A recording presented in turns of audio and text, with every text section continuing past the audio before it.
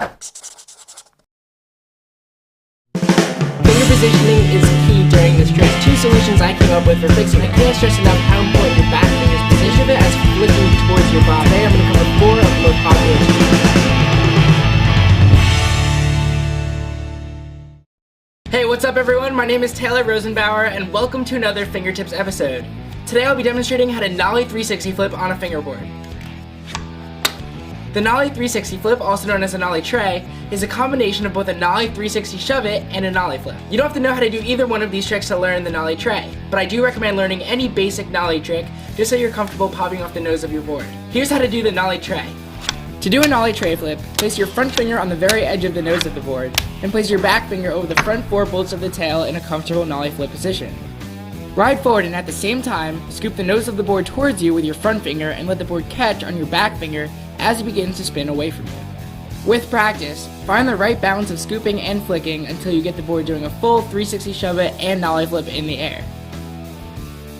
Once the board completes the full Nollie tray flip rotation, catch it with both fingers, land, and roll away.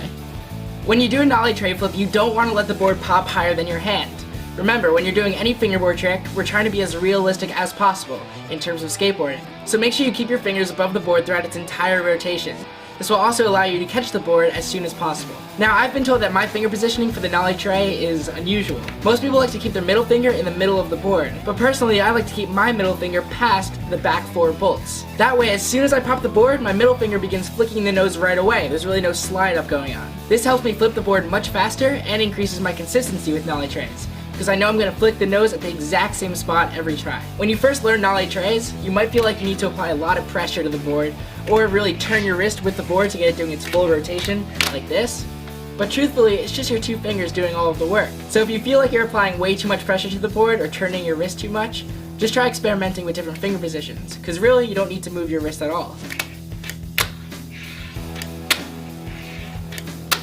A final tip I have for learning Nollie trays is just to loosen up your trucks. You'll see that before I pop the board's leaning towards me completely, and I think you'll really find that this will help you flip the board much more easily. Well, that concludes this episode of FingerTips. Again, my name is Taylor Rosenbauer, and thanks for watching.